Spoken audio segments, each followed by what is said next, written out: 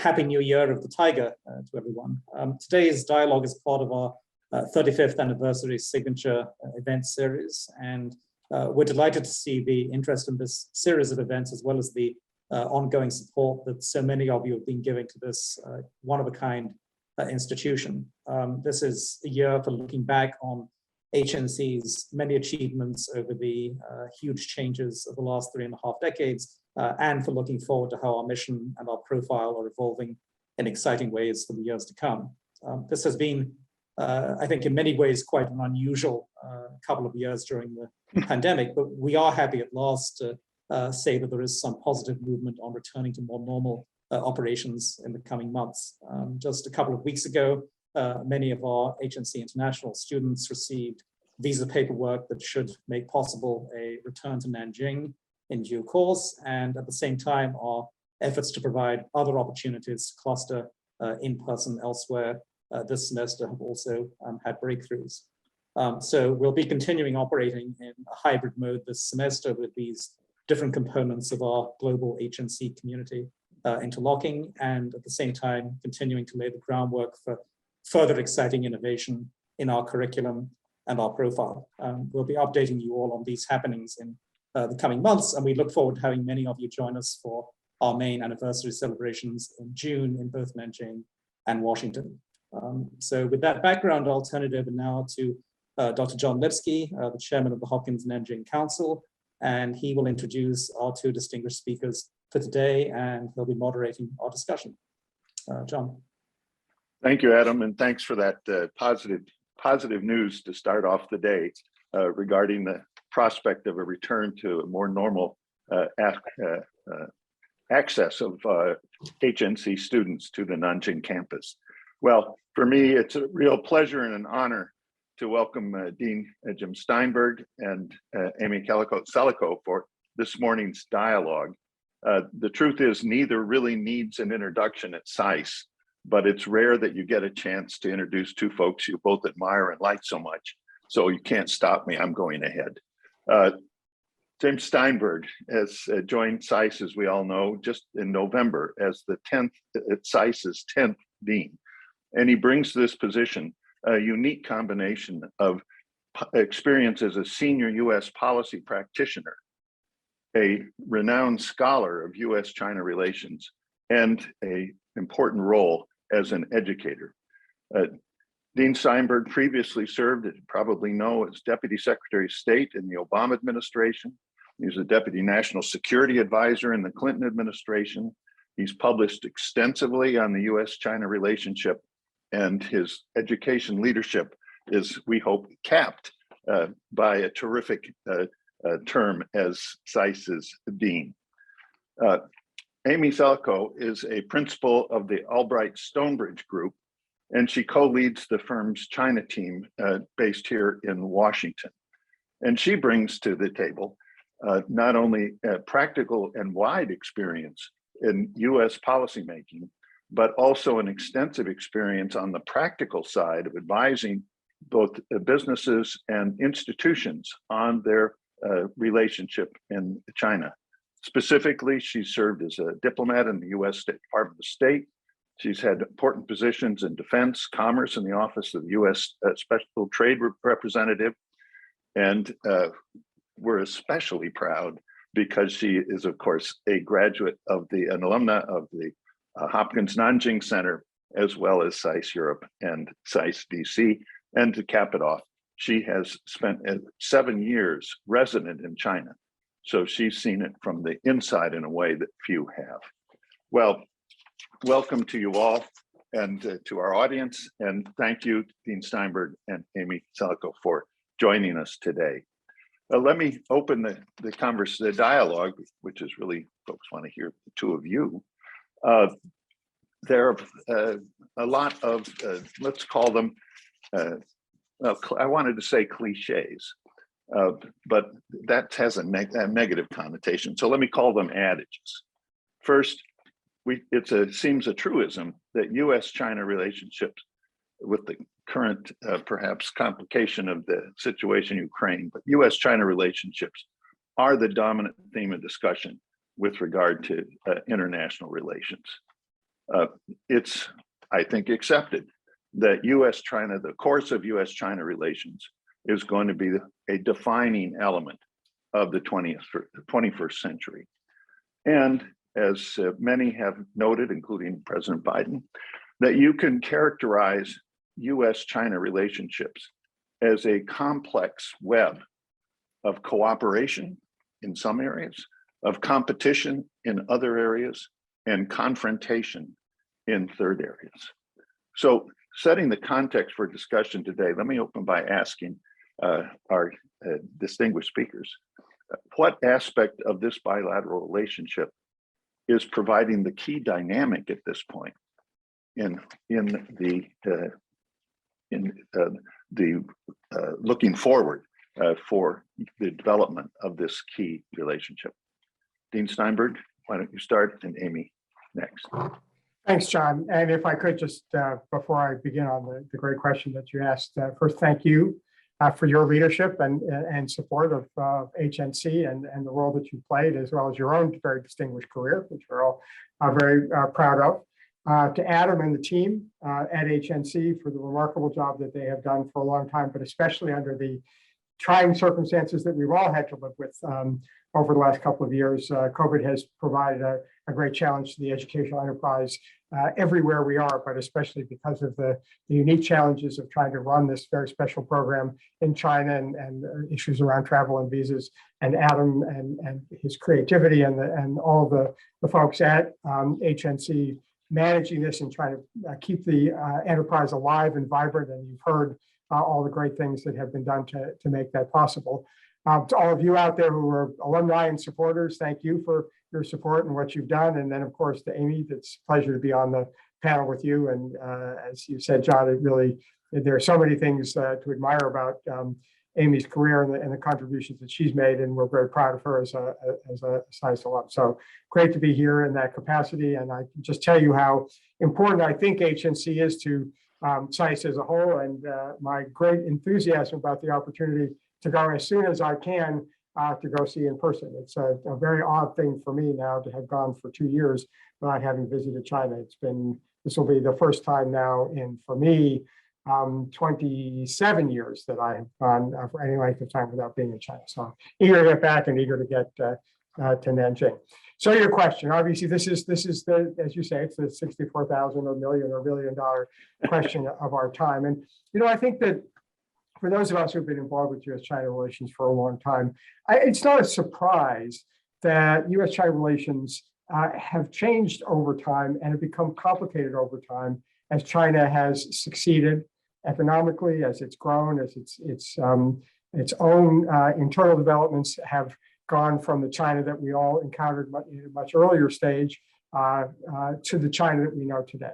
That we couldn't expect a relationship that was predicated on a relationship of a China that was relatively poor and relatively weak compared to a very strong and powerful United States would stay the same as China itself changed. And I think the challenge for all of us has been to think about how do we manage that and navigate that change from a weak China that was not necessarily a dominant factor in American life, whether it was economic or military, to one which is now, both in the bilateral relationship and globally, just so central and active.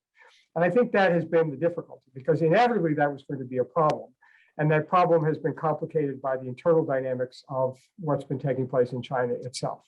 That we've seen, along with the remarkable economic growth that was spurred by China's reform and opening up, that there has been this question about what is going to be the ongoing role of the Communist Party in China and the governing structure.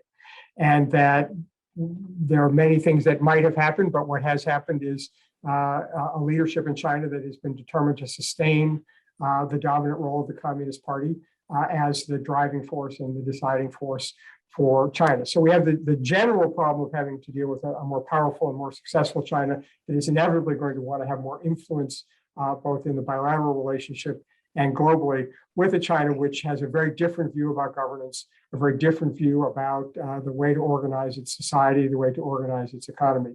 So this is it's one of those wicked problems that people like to talk about. That it has so many complex dimensions that would inevitably provide a great deal of tension and difficulty in the relationship.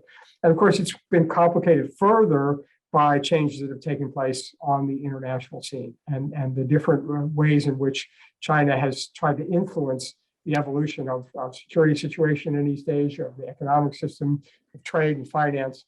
And so we're now at a really an inflection moment where the question is there going to be a way for the United States and China to develop a modus vivendi where there are these deep differences between us, and yet lots of reasons why we have an interest in working together on many problems, ranging from climate change to pandemic disease to global economic growth, that is a sustainable one over a long period of time.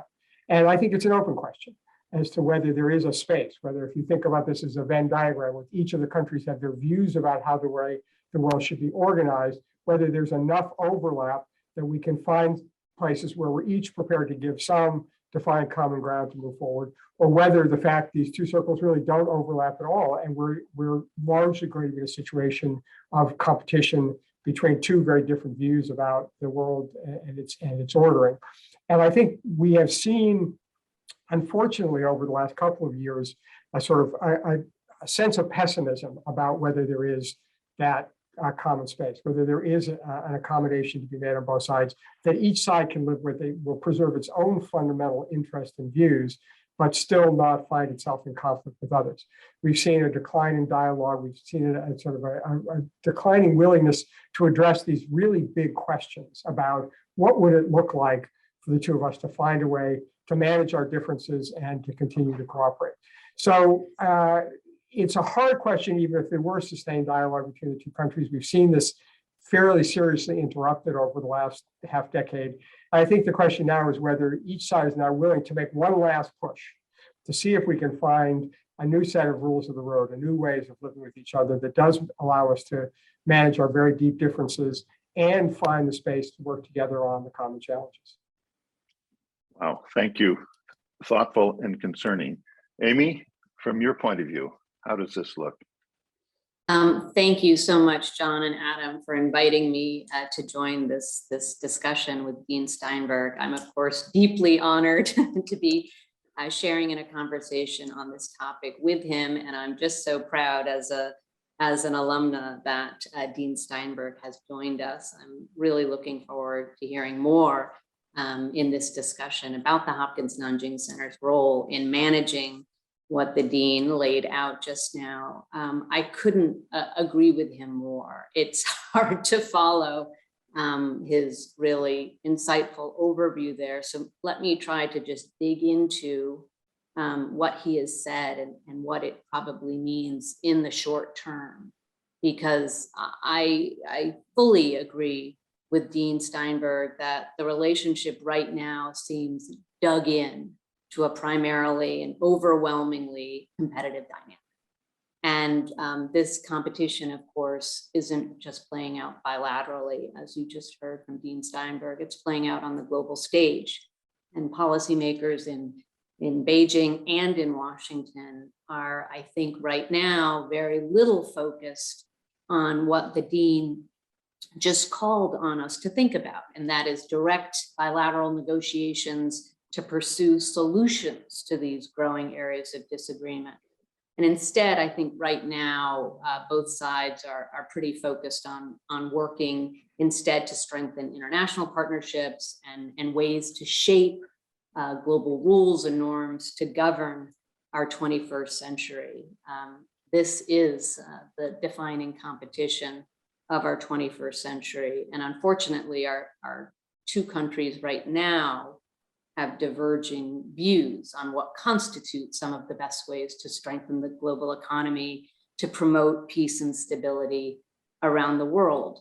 As the dean mentioned, this is, of course, a political year, both in China and here in the United States. And so unfortunately, in the very short term, I think there's little impetus to reverse this trend of decreased focus on building channels of direct communication to solve problems, although there's an abiding commitment to dialogue to manage competition.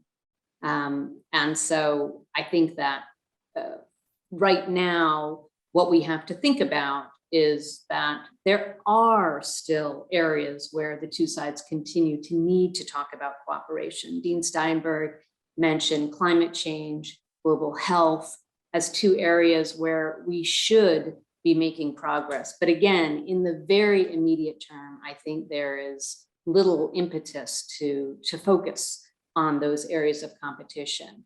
For me, as somebody who focuses day to day on the trade and investment relationship between our two countries, this aspect of the relationship, of course, is no longer seen as an area of potential cooperation, and instead really is in some ways at the forefront of the competition between our two countries. And unfortunately, I think that means that we can get into this in more depth later, but a significant challenge is that national security issues have bled into the economic relationship and now really are a primary basis for reshaping our economic interdependence. Both governments are, to use a popular buzzword, pursuing some forms of decoupling of the broader trade and investment relationship, and to reduce interdependence and prevent commercial ties from actually aiding in this competitive relationship that our two countries have with one another.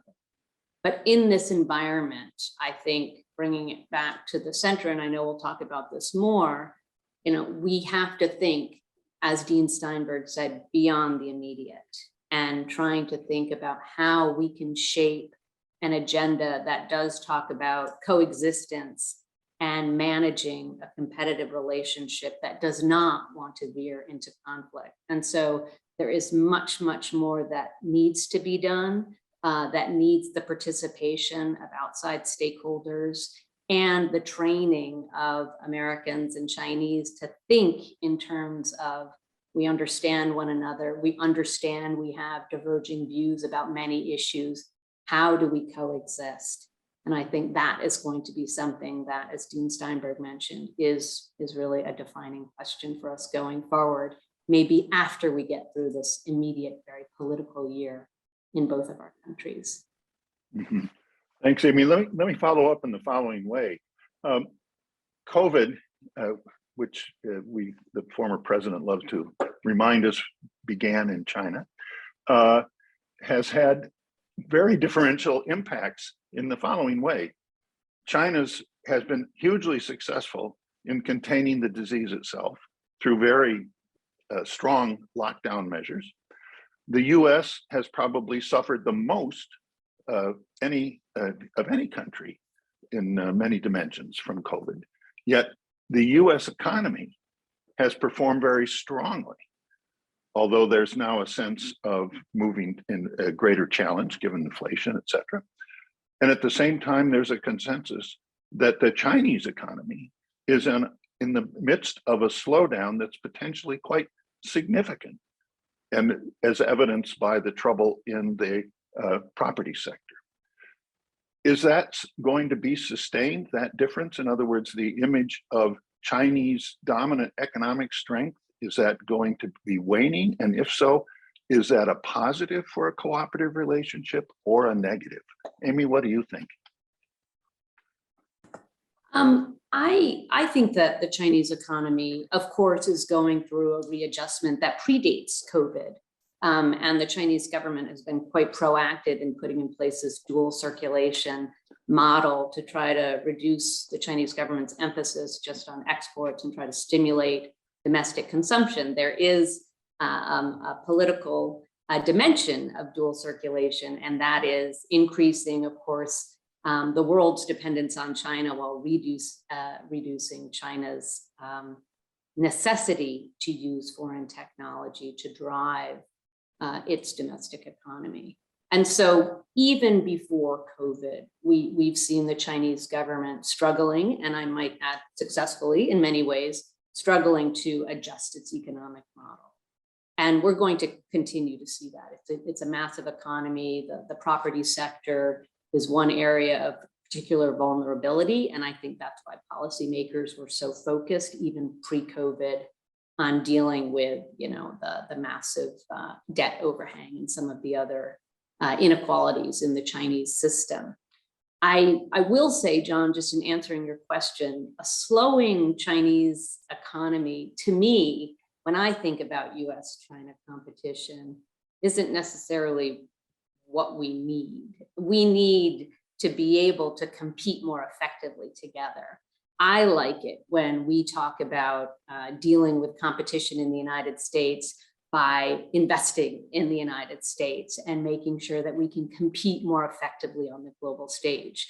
But I will admit that there is an ongoing policy debate about how much do we need to slow down the Chinese economy in order to better compete. But personally, I think that a more effective strategy that the United States cannot pursue alone, and the Biden administration has really been out the forefront of this, is working with allies and partners in talking about how can the United States be more competitive on the global stage, resolving some longstanding disputes with some of these trade disputes with some of these allies and partners, and also thinking about Chinese competition on the global stage.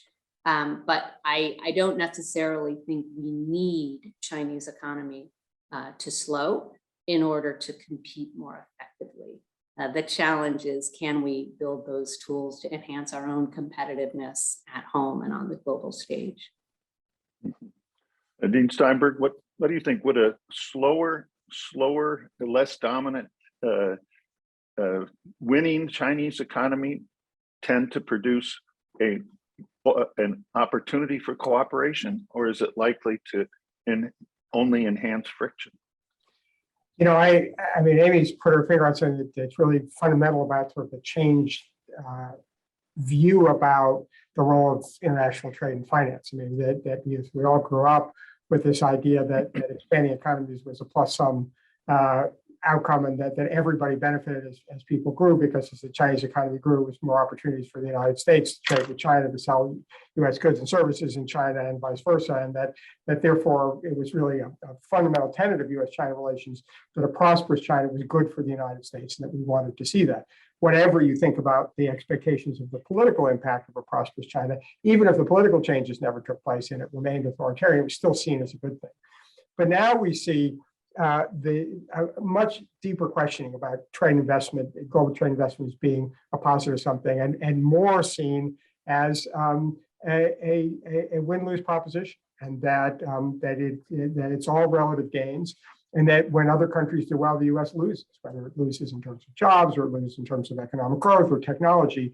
And we've come to a view that's very skeptical about the value of trade and the value of economic growth in other countries. And so once we get into this general mindset that's skeptical about the benefits of expanded and liberalized trade and investment, and then you add on to that the political competition between the United States and China. So we don't think trade generally is necessarily advantageous for the United States. And now we have questions about whether this will somehow, China's growth will allow it to spend more on its military and do other things that are disadvantageous to us. I think we've reached a point where that fundamental tenet, which is that a prosperous China is good for the United States, has come into deep question, as deeply skeptical. That's bad, because we obviously, when seen through Chinese eyes, if we now believe that a prosperous China is not good, then the Chinese are going to presume that our goal, therefore, is to prevent China from becoming prosperous. And you hear this in the Chinese debate. And so we are, this broader sense of competition as a zero-sum competition infects almost everything that we do. And so in that sense, there may be in the current framework, people would perceive that China doing less well would be advantageous for the United States, but it's bound to deep tensions. And so, because it will be seen in China as not, or certainly be portrayed by the leadership in China as not so much because of the failures of reform in China, which is something we should talk about, because I think there has been a real backing away from the idea of reform, but it will allow the Communist Party to say, well, we haven't failed because of our policies, we failed because of the negative attitudes of the United States and others. And so the ability to externalize the slowing down of the Chinese economy can even further exacerbate the prospects for cooperation between the United States and China. Thanks. Certainly, in my own experience, we've gone through several periods of U.S. approach towards the relationship with China. early on in the early 2000s, when the US-Chinese trade deficit was at a peak, the effort was to try to deal with this bilaterally, which I think was a failure. Subsequently, with the global financial crisis and the formation of the G20, there was a sense of a lack of great power competition in dealing with the crisis, but a sense of all hands on deck working together at the G20. Now the G20 has faded, and the US seems to be focusing on, as you described, Dean, forming alliances around China. What do you think is the best way forward? Bilateral focus, our allies focus, or a multilateral focus through, e.g., the G20, including China? I'm going to take the test taker's favorite answer, which is all of the above. Right? I suspected that. Because I think it does have to be all of the above. I mean, we do have profound differences about China, about the way the international political system should be organized, the international economic system should be organized. And we have reasons to believe that our views are the ones that should prevail.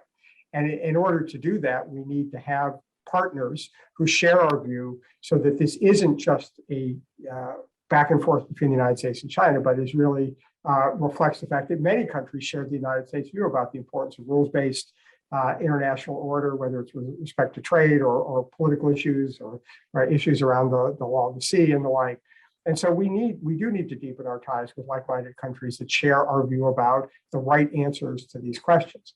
But we can't do it. That can't be the only part of the solution, because China isn't going to go away. And if we only sort of deal with our like-minded part, it will just increase the determination of China to organize its own counter club, as it were, and to create competing enterprises, which are going to mean that we're going to be less effective in finding broad-based global solutions.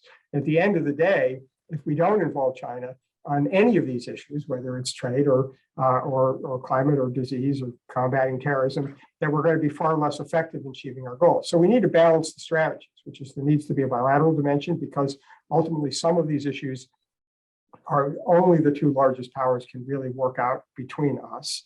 But we're not going to have a G2. We learned that a long time ago. If anybody ever thought it was a good idea, it certainly is not going to be accepted by others. So we can't just do it bilaterally. We can't just do it with our like-minded partners, because solutions that try to ignore or exclude China are going to be imperfect at best and potentially create a lot of danger of rivalry that could go into conflict. So each of the dimensions has to be developed simultaneously. Mm-hmm. I think, Amy?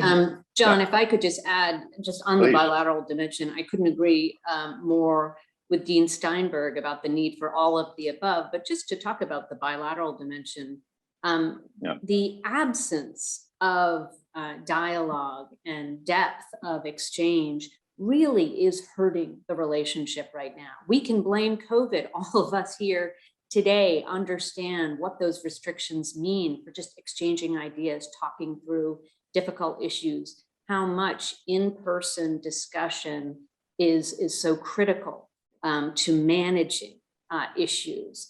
And so, like Dean Steinberg, this is the longest I've been away from China since I was 17 years old. It's just been so long and so difficult to actually deal with issues if you can't have deep discussions about it. And in the bilateral relationship, we, of course, have had many areas for sustained discussion about areas of agreement and areas of disagreement. And I think the Biden administration has tried to bucket the relationship in areas where we will compete, areas where we can cooperate, and areas where we must have divergent views because there are contentious issues there.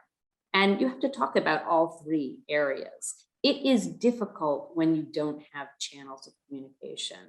I will say, again, focusing on the trade relationship, in the last administration, there were no bilateral areas, channels for discussion, except between the US trade representative and his counterpart in Beijing, the Vice Premier Liu He. And so at least on that side of the relationship, there was an understanding of where the United States wasn't going to change its mind, where it wanted to make progress, and the Chinese side at the the same channel, to be relaying information. Not perfect, diplomacy never is, but those channels of engagement are just so critically important.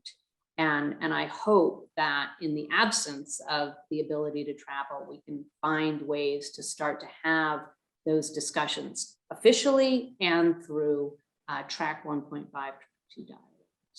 If I could add just one thought on this. Sure, please go ahead. I mean, I think it's important for us all to understand that part of the problem, if you were to ask the Biden administration, they say, are you trying to pursue dialogue? They would say, of course, yes, we are. We want to talk about all these things. Exactly the way Amy said. The fundamental problem here is that the two sides have a very different view about what the dialogue is about. As Amy said, what the U.S. wants to do is, let's take all these issues and let's talk about, we talk about trade here, and we'll talk about North Korea here, and we'll talk about Iran here, and we'll have all these things. We'll have lots of separate conversations. And the Chinese say, no, we can't do that. We need to understand what the overall relationship is about before we're prepared to engage in these specific things. And the US is very skeptical about this, doesn't believe in that kind of thing, thinks it's kind of not very likely to be productive and kind of an excuse for not dealing with the problems with SOEs and the problems with subsidies and things like that. And so both sides are absolutely committed to dialogue, but their conception about how to begin it and how to frame it is so different that's why we're not seeing engagement. It's not like I have to say, in the Trump administration, where there just wasn't any interest in talking. I'm quite confident that if you were to talk to Secretary Blinken or the other folks at State, sure, anytime, any place, but the framework and the kind of talk that they want to have is just very different than what China is interested in doing. And each of us believes that to engage in the other side's version of the talk is disadvantageous to us and advantageous to the other. So that's kind of where we're stuck, right? Yeah, I think that's a very astute observation. Amy, for your business clients, is the dominant idea, how do we manage decoupling, or do we resist decoupling? What do they want to happen? Yeah, what's so interesting in my line of work is, of course, the deep interest in continuing to grow in China for China, as my clients say. China is no longer necessarily the manufacturing platform for the world. Supply chain challenges have really demonstrated how vulnerable we all are if we don't have diversified supply chains. And I think corporations feel that way too. So you're seeing a lot of diversification, but the size and importance of the China market, the destination there for the consumers there, for the innovation that's happening there, is very important for global companies. And so what they are trying to manage right now is whether and how the Chinese government is going to treat them well enough to stay, because they want to be there. But they really are continuing to face increasing pressures from the Chinese government, and I hasten to add from the US government as well, on trade and investment flows. And so this is not one government or the other. I think for the business community who have long had challenges operating in the China market, back from, as you were mentioning, John, immediately after China acceded to the WTO, I was still in the US government. We were trying to figure out whether and how China was complying with its commitments, opening its markets. And we started to see this trend of China continuing to reform, but not opening up, instead building indigenous innovation platforms, other ways to protect the market and really help domestic players with what eventually became explicit goals to replace foreign technology with Chinese production. And so our clients are dealing with those challenges at the same time that the China market itself becomes more important because of the continued growth of the Chinese economy. And as we've been talking about throughout this conversation, the US looks at whether and how competition is enhanced or impeded by American trade and investment flows in China because of national security concerns. And that is something that did not originate in this administration. It didn't even originate, I think, in Washington. I think Beijing started to have those concerns about interdependence even earlier than we did. For the business community today, I think it's fair to say they're feeling quite squeezed as authorities in Beijing say, no, you shouldn't adhere to US law when you're operating in China. And of course, we know compliance-wise, American companies have to adhere to US law. But the Chinese have put in place some tools to try to counter that. And the anti-foreign sanctions law that the Chinese government has instituted, but not in fact implemented in any case study, is probably something we'll see in 2022, the Chinese government for the first time use. Again, as the Chinese government perception of these global rules and the US perception really are at odds, and the business community in some ways is caught in the middle. Wow, thanks. So we've just heard two very important points, Dean Steinberg, that the basic basis for dialogue is difficult at best. We lack a clear starting point that works. And Amy just told us that even though the public focus tends to be on trade, China's our #1 source of imports. China's now our #3 market for exports, that there's this other business dimension in which businesses feel pressure from both sides. Let me change the subject just slightly to a view of certainly China's, I'd say, trademark, benchmark, whatever the right word is, foreign initiative is the Belt and Road projects that intend to, one view is it's the largest public infrastructure program ever in the history of the world. And it's an attempt to substantially change trade and investment flows. What should the US response be, or should there be a bilateral response to Belt and Road? How should that be influencing US-China relations? Dean, do you have a view? Sure. I mean, it really is reflective of the broader question we've been talking about, because the lens through which you see this, it's like, the famous story about the blind person and the elephant and the feeling of the different parts really just reflects what you think this is all about. Because as you say, John, I mean, there's one side of this is, what could be better? One of the biggest problems that the developing world has faced is the problem of infrastructure, and that, the ability to mobilize capital to invest in infrastructure projects is difficult. Private sector isn't always the best source of financing and support for these kinds of projects. So finding ways to, roads and internet and fiber and bridges and ports in the developing world benefits everybody. It benefits the receiving countries. It benefits those of us who want to trade with them. And so the kind of back to the broader question of a rising tide lifting all boats, that as a broad proposition, mobilizing more capital for these kinds of investments should benefit everybody. But of course, we have always had a view in the United States about this. It's the DAC principles, that we should not have tied aid, that it should be transparent, it should be conditional, we should deal with corruption and the like. And there's a suspicion that China is not doing this for the benefit of all, the plus sum in which everybody benefits by investing, but rather to achieve particular advantages by getting leverage over countries and exacting concessions in return for the support, political concessions, military concessions, and the like. And so the question here becomes, is there a way to capture the benefits of having China become more willing to invest in public goods in other countries, which could benefit everyone, in ways that China would be willing to be less focused on the particular benefits it gets from bilateral aid and more willing to work with others in a multilateral framework? And that then goes back to the whole debate about the AIIB and whether there was a way for the United States and China to work together to apply the OECD DAC principles and others and the kinds of things that had animated the ADB for so many years to this further huge, gigantic capital need to do these things. And whether China professes not to be using this as a form of economic coercion, we need to put them to the test. And we really need to see whether there's a way to take advantage of the positive side of China's willingness to invest in other countries and to refuse to insist on these other forms of benefit that we think are certainly not in our interest, but also not in the receiving country's interest. And so I think that's the goal. What you see instead, though, is that the instinct has been, well, China's doing this, we have to have our own competitive version so that each of us are doing these things so that we can each gain the particularistic benefit.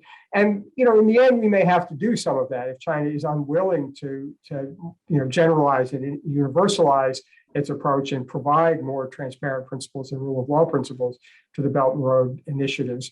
We may have no choice. But I think we've never fully explored the question of whether there is something that would allow us to work together more effectively in a broader framework to this. We just assumed that China's motivations are mixed at best, and therefore we need to be skeptical. And I think that was part of the motivation for the U.S.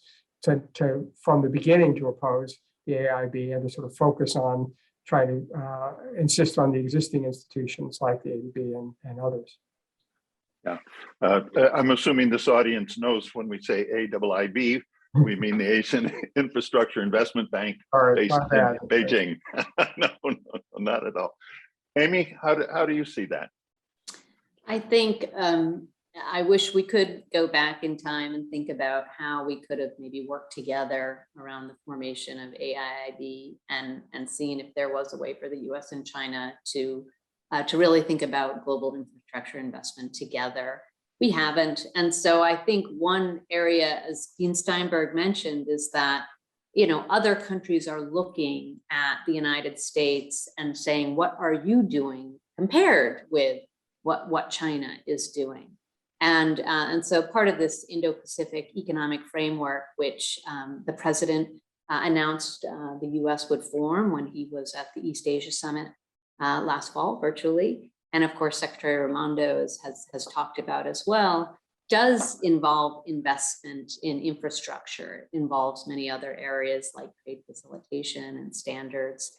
But I think one important area of that is the need to respond to our partners around the world, that the United States also has an agenda, not necessarily in competition with the Belt and Road, but that our calls for greater coordination on global areas of economic governance as well as security governance also involves proactive effort by the US. And I think over the past year, the Biden administration has said they were going to do this, and they have. They have prioritized building channels to be talking about these global issues around infrastructure investment, around governance, economic governance. And so I wish there were more that involved China at this point, but I think the reality is right now, the Biden administration has rightly been rejoining international organizations, accords that the US had withdrawn from, and trying to proactively think about new partnerships that enhance the US economic role in the world. And we really needed to get back to that position, I think, in order to do what Dean Steinberg is calling on us to do, is think about how can the US and China together talk about global infrastructure investment. That is a conversation we desperately need. I don't think we're ready for it quite yet. Mm-hmm. Well, easy question, are we devoting enough governmental effort and resources in a productive way, or do we need to change, either add to the resources on our devoted to our international and especially bilateral relationships? And do we need a new format for doing that? Dean Steinberg? I think the administration has been creative about the formats in which to do it. I mean, as Amy said, I mean, there's certainly a multilateral instinct in this administration, which is to be applauded. And we've seen this in a variety of different arrangements that the administration has pursued. I mean, in terms of resources, it always smells like aid, and it always gets the hackles of Congress up when you start talking about it in those terms. So I think there's a limit to what we're going to be able to do. And I think that, here, a lot of what is important is not just, the pure financial aid and the financial resources, but it's sort of the willingness to work with countries on the infrastructure of infrastructure, the laws, the governance, the institutions, which we can do. It's not a costly enterprise. It goes back to the old days of development where we focused on, technical expertise and technical assistance as part of it, and to help countries do a better job of managing not just public flows, but also private sector flows that are so important to the sector as well. Amy? John, if I could bring this to the Hopkins-Nanjing Center, I think That's where I was headed. That's where I was headed. I think you were headed there, because I will say the State Department has just expanded so much of its focus on China, not just through diplomats being stationed in China at our embassy and consulates, but also about China in global embassies. And so what our diplomatic corps always wants and needs are people with language skills who can come in and really engage on issues of importance. And of course, China is such an important global issue for the US Department of State, Department of Commerce, and other agencies as well. But I just want to say this is an area where I do think the US government understands that diplomacy involves not just the bilateral relationship, but talking about China and having China expertise embedded in many missions, many US missions around the world. And that's a great opportunity for more Hopkins-Nanjing alumni to be joining our government. And obviously the same is true for the Chinese government. I'll say I am very proud that within my class of 1993, 1994 at the Hopkins-Nanjing Center, there are American diplomats from my class stationed in China right now. And I've met my former classmates who are Chinese diplomats when they've been stationed in Washington, DC. And that is just something that you can't create outside of having had the experience at the center and working together to deepen understanding and then apply that understanding in the world of diplomacy. Thanks. Amy, I was going to take one step before we get to HNC, which I consider from our conversation a virtual slam dunk. But the one step back is that when I looked at figures, I hope I've got the right figures from pre-COVID, Chinese students studying in the United States, about 320,000. US students studying in China, 11,000. It's amazing. Dean, on the Chinese side, is that going to shrink, grow? Is it just fine? And on the US side, what in the world can we do? And is it practical to hope for greater expansion of US understanding and engagement in China? So John, I learned from my days at policy planning that prediction is a hard thing to do, especially about the future. Of the future. And so, I mean, I'm not going to predict, but I can't be optimistic about this. I mean, I think that there are a variety of reasons why it would be reasonable to be prepared for a significant decrease in the number of Chinese students studying in the United States, the cost, the availability of alternatives, the political tensions between the countries, and frankly, the political climate of the United States. I mean, I've been on university campuses now for the last 11 years, and it's very tense. It's in part because of reactions of American students here to the large number of Chinese students, in part because in some cases, the Chinese government have used some of the students to harass other students, that the environment is not good here in the United States and not conducive to sustaining that, which is really tragic, I think, for both countries' sake, for all the reasons that Amy said. And similarly, I think that the prospects for getting more Americans to study in China is small. Back when I was in the Obama administration, my good friend Kurt Campbell launched the 100,000 strong initiative to try to even then at a better time, both pre-COVID and when the relationship was not as tense as it is today. And even then it was a daunting challenge. And so it's an aspiration devoutly to be hoped on both sides that we should continue to have large numbers of Chinese study here, and we should increase the number of Chinese Americans who are studying in China. But this is not a propitious environment for that to happen. And so we have to continue to work on it. We have to think about ways to support and encourage that at every level, at the undergraduate level, at the graduate level, at the postdoctorate and faculty to faculty level. And we also have to recognize that some of this will, in the brave new post-COVID world, have to be more of these distance engagements that we have now, which are not a substitute for being there in person for sure. It's just not the same. But we need to have them at least as a supplement, as a way to go along with and to expand and leverage the personal context. But we need to do everything we can to sustain this dialogue. And I'm very committed to this. I mean, I think that, for me personally, we all focus on the government side, but we've always understood that in most of the countries that we have good relationships with and good understanding, it's because of the people-to-people thing. If you think about transatlantic relations, yes, the government thing was strong, but it was things like the German Marshall Fund and the fellowships, and there's so many students who studied abroad that knew each other. And that needs to happen in the context of US-China relations. So we have to be very creative and very determined to send a message to both of our governments that this is in everybody's benefit to create a conducive environment for Chinese to study here and for Americans to study in China. Amy? I just couldn't agree more with Dean Steinberg. I first started studying Chinese because I was exposed to a Chinese history class in my little high school in Connecticut.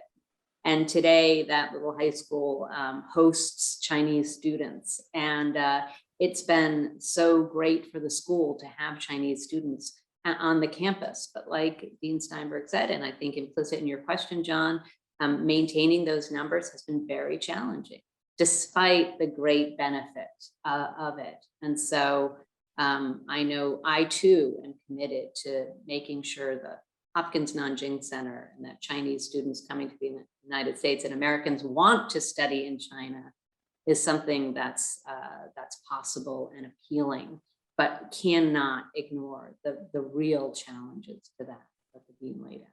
John, I can't see, I'm never very good at multitasking, so I can't see the Q&A part, but I'm happy to stay a little bit longer if we could see if we got some questions from the great people who've been with us today. I always like to hear what's on their mind, especially because so many of them are alumni and friends of HNC, and I want to be able to respond to any concerns or questions that they have as well. Well, I've actually been looking at the questions in the chat, and they're been trying to summarize. My questions have been inspired. I just want to make sure that we're hearing by the chat. I wish I were in the room with you all so we could actually have the back and forth in person. But there's one that I intended, but now you invite me and you're created some flexibility. I will come back on a specific that's off the chat that's rather specific, and this is about trade policy. And of course, the Obama administration devoted huge effort, not huge enough, some opinions, to negotiating the TPP, which had its weaknesses, conceptual weaknesses, all kinds of weaknesses, but it was what it was. And it got ditched. And there are those who have, of course, turned into the CPTPP without us. China is formed its own RCEP. It's basically for the non-specialists. These are competing regional trade, free trade organizations or trade liberalization efforts. What should the US be doing in this regard? Joining one or the other? Continuing its current stance of sort of nothing? Or specifically, what should we do? Question from the chat. Okay. I mean, it's a really great question and a really difficult question. One of the few things I could count as some clear successes in my time in the Obama administration was to persuade the president that we should enter into the TPP negotiations. There was certain skepticism, frankly, from the economic side, and for many of us who felt this was both economically compelling and politically compelling, and that it would be important for the United States to be engaged in this. And so, I had a very strong, from the start, strong commitment to this. But I think we also have to recognize it's at best two cheers for the TPP, and that the reality is that the nature of these trade negotiations and the way in which choices are made about where to insist on outcomes that you want and where to compromise and where to give doesn't always reflect the views of lots of people who aren't in the room when these negotiations take place. And I think there's a fair question that's led to the political backlash against TPP about whether the balance of wins and loses reflect broadly the concerns and interests of the American people, particularly the American workers, right? I mean, there's no question that TPP does great on things like IP and and things that are very important to the United States. But there's also concerns about whether both in process and in substance, other interests were fairly reflected in the negotiation. So we actually have to recognize that most of us are at least at the two chairs level and would probably have made the decision that, you know, you never get everything that you wanted. On balance, this was clearly in the interest of the United States to do it.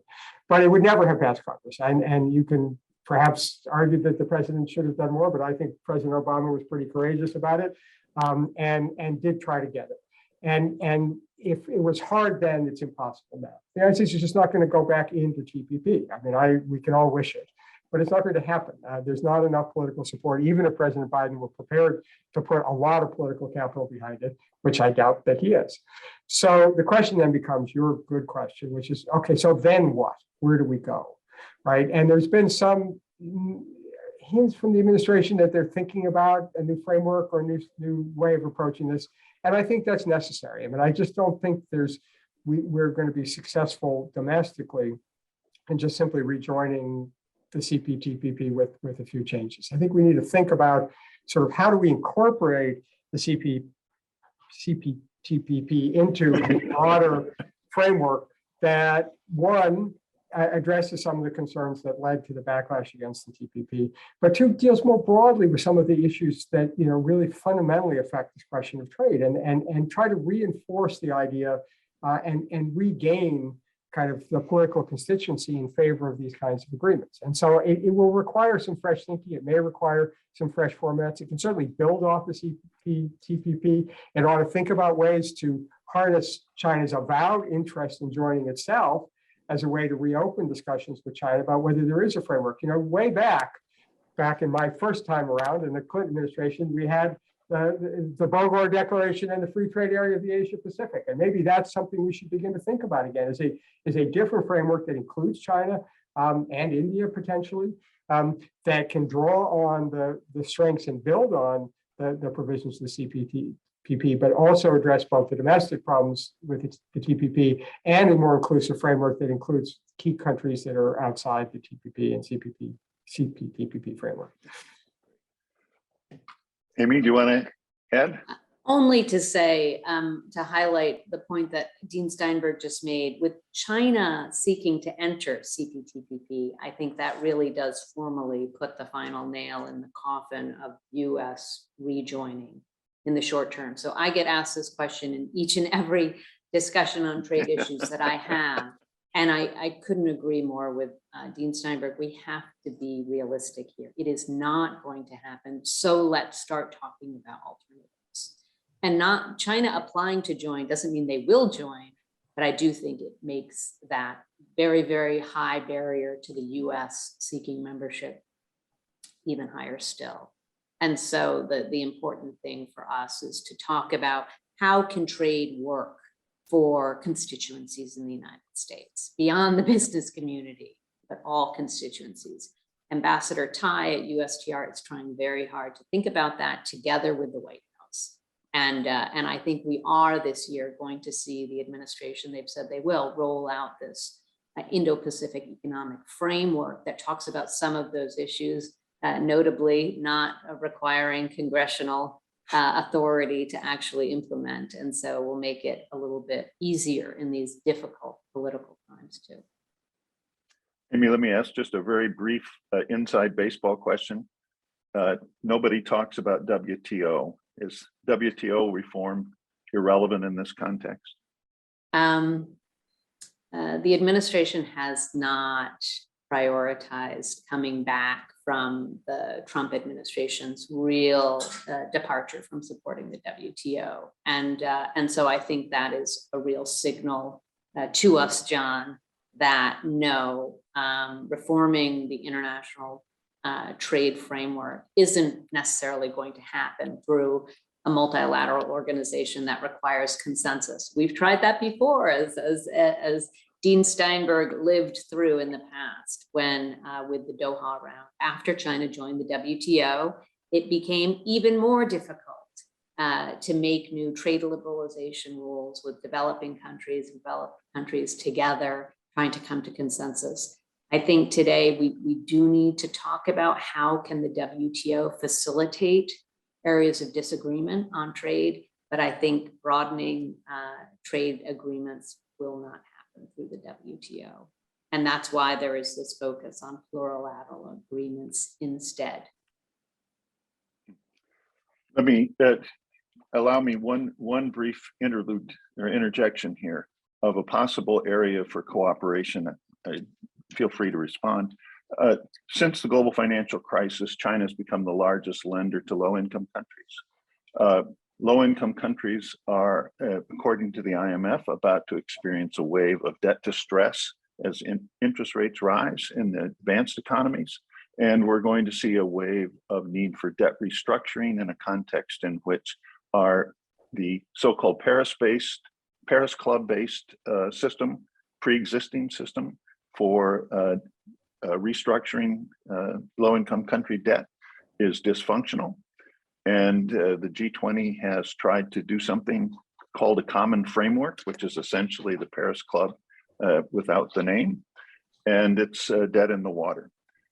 This is an area in which there is mutual agreement on the part of the US and its Western allies and China to resolve things without producing even worse strain in the developing countries.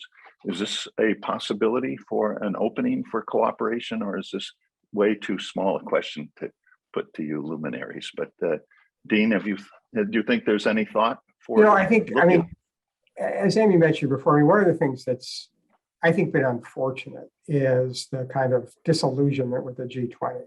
One of you mentioned that when you, John or Amy, the really quite productive role the G20 played in 2008, 2009 during that financial crisis, and the sort of the willingness to get an all hands on deck response to avoid competitive devaluations and strategies alike. And I mean, yes, there's competition from the United States and China, but I don't fully understand the administration's apparent disinterest in this as a framework, not only because it includes China, but it includes other countries as well that are not in the G7. I mean, the G7 is great, and I love the G7. I was a Sherpa, right? It's I have a particular fondness to that, and that is an important forum because it is a like-minded group. But the global economy is more diverse, and we need to find ways to involve the Brazils and the Indias as well as the Chinas in these discussions. And so, we can proliferate fora and try to find other ways to do it, or we could try to take advantage of one that has, it's not a perfect composition, but it has a lot of the systemically important countries that would be relevant to thinking about, how do you take the Paris Club to a 21st century version of dealing with this problem. And so I'm not an expert in these things, but it just does strike me as the ways in which the overhang of the distrust between the United States and China is sort of paralyzing any forum that includes anything other than like-minded countries. We're working well in the like-minded framework, and it is important, as we've discussed before, but it isn't the only thing. And if we insist on the old-fashioned version of the Paris Club, and when there are other people who are both creditors and debtors who are outside it, I don't see how we're going to get a handle on these problems. Amy? I'd love to think that in 2023, again, once we get past this very, very political year, we can start being a little bit more creative about those areas of potential cooperation. I think that's a great one, John. It's an area of distinct need where the US and China working together with others could actually lead to progress on an issue. I don't think with the area near and dear to me, trade is going to be that in 2023. And so we do have to be creative, as Dean Steinberg said, and think about new things. The administration has been focused on rebuilding alliances and partnerships that frayed over the prior 4 years. And so I think that priority number one has been that, but I couldn't agree more that it needs to get beyond that too. We all outside of government should be pushing our governments for that kind of coordination, because we do have to identify areas where US-China cooperation can enhance global good, right? The global good, and that, John, is a great. Thanks. Well, now I think it's time to start thinking of drawing this to close. We're already a bit over time, but I think everyone will have appreciated Dean Steinberg's willingness and Amy's willingness to keep going. HNC. As I said earlier, it strikes me in the context of the discussion we've had, the importance and role of the HNC is a slam dunk. But I get to come back and close out. But Dean Steinberg, thoughts on the role of the HNC? Yeah, thanks, John. I mean, as you said, this is not my first time as being a dean of a school, policy-related school, but one of the many things that attracted me to come here to SAIS is the unique role that SAIS has as a global institution, right? And part of what makes it a global institution is the very global faculty that we have, but part of it is we have these two really unique gems, which is our campus in Bologna, the European Center, and HNC. And this is both makes us distinctive. It gives us a perspective and a role which is different from any other school of international affairs. And as this discussion should have illustrated, and I know nobody here had any doubt before the discussion, nothing could be more important than the mutual understanding between the United States and China. So sustaining this very unique gem, is a big priority for me and a great thing for both the relationship between the two countries and the opportunity that it offers for students and faculty to take advantage of this. So, it is a very, very special and very, very valuable entity, and I'm quite committed to it. It is going to require a similar commitment on the Chinese side. I can't pretend otherwise. I mean, we need to be able to be sure that academic freedom is respected there at a time when there are questions in the Chinese system about the level of willingness to tolerate that. It needs to be open so our people can come and go and be able to visit. And if you can't go, you can't go. I mean, we're not going to be able to sustain HNC as a virtual campus. And so we need to, and all of you, I hope, will share that the importance of that as you interact with your Chinese friends and counterparts, is that we are committed and we need the similar commitment on the Chinese side to make this successful. But I certainly intend to do everything I can. And as I said, to support the effort of Adam and his team and all the supporters in the advisory council and alum around the world to sustain what has been really a invaluable asset and produce great people like Amy and others who are out there. And I've been seeing a few things going by in the chats of so many of you who've been there and the wonderful things you've had to say. So I am hopeful for the future. I don't think it's without speed bumps that we have to be concerned about, but there's certainly the determination and willingness is on our side is very much there. And I look forward to having a chance to talk to my Chinese counterparts, both in the academic side and in the government side, to stress the importance